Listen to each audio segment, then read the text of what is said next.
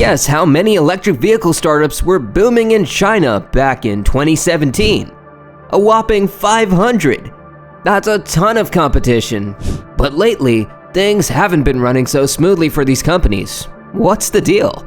Let's dive in and see why Chinese EV makers are facing some bumps in the road. Back in 2017, the Chinese electric vehicle market resembled a feeding frenzy. Lured by government subsidies and ambitious growth targets, over 500 EV startups emerged, all aiming to capitalize on the perceived boom. The surge in production capacity wasn't matched by consumer demand.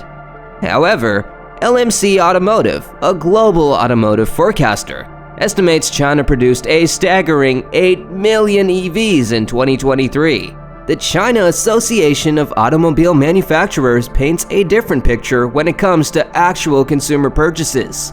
In 2023, only around 4 million EVs found homes with individual buyers. This means a significant portion, nearly half, of those 8 million EVs were sold to car-sharing companies or used for fleet purposes. This oversupply situation created a fierce competition for market share, squeezing smaller EV companies. Consider a market saturated with EV buyers, all vying for a limited customer base. Smaller players with less brand recognition and financial resources struggled to compete on price and features. The result? A wave of consolidation. Many startups either went bankrupt or were acquired by larger players, unable to withstand the pressure in this crowded marketplace. While Chinese EV makers have made significant strides in production and technology, quality issues continue to be a major striking point, especially when it comes to entering established Western markets. Here's a closer look at the challenges. News outlets across the globe have documented quality concerns with Chinese EVs. Japanese publications have highlighted issues with scratches appearing during transportation, while European reports mention problems with mold growth in vehicles stored in Thailand. It's not just media reports. Actual consumers have voiced their concerns.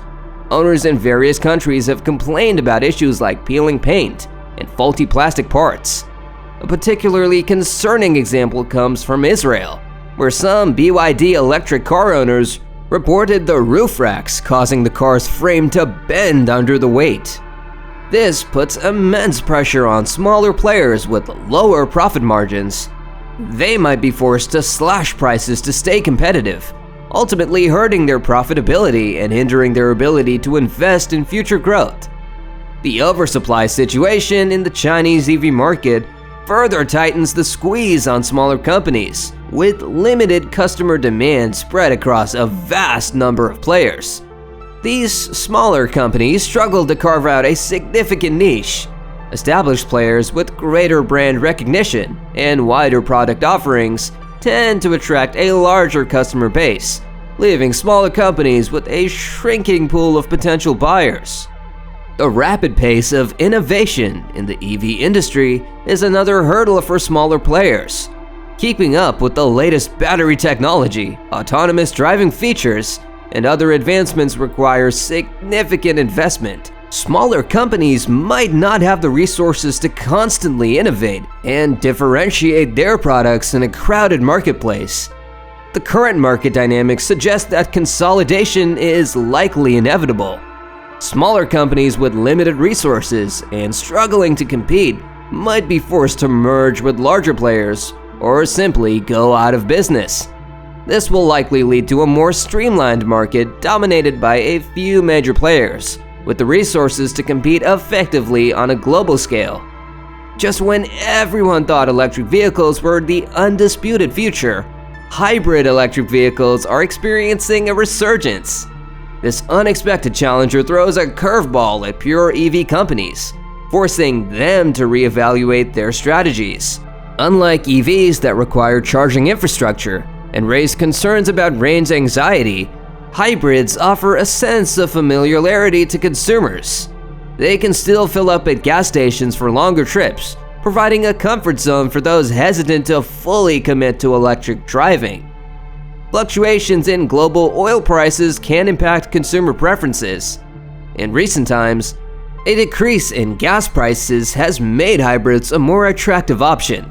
With lower fuel costs, the upfront price premium of an HEV compared to a traditional gasoline car becomes less of a deterrent for some buyers. In some regions, governments continue to offer subsidies and tax breaks for hybrid purchases. These incentives can significantly reduce the cost of ownership for HEVs, making them more competitive with EVs, especially for budget-conscious consumers. Hybrid technology is constantly evolving.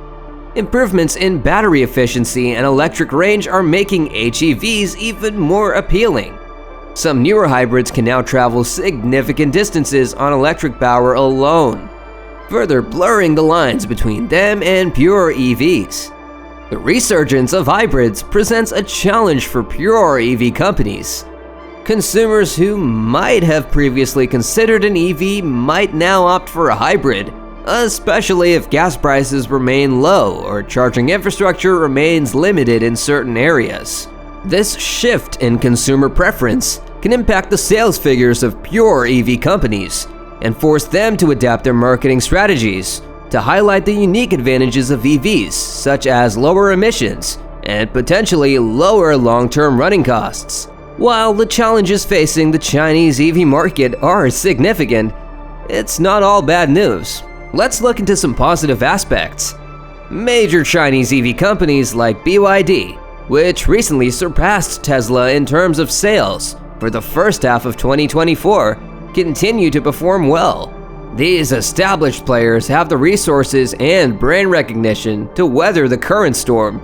Additionally, they're constantly innovating and expanding their product lines, which bodes well for their future prospects.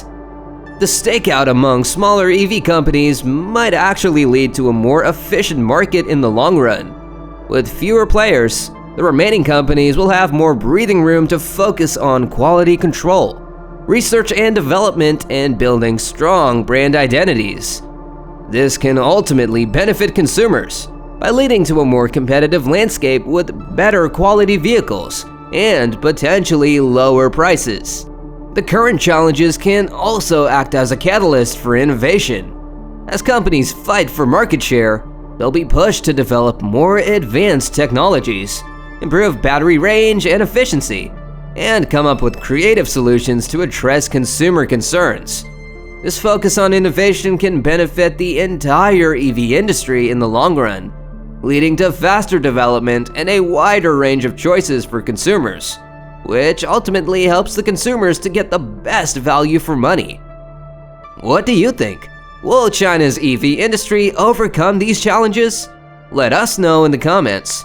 For more awesome content, like this video, subscribe to our channel and hit that notification bell so you never miss an upload.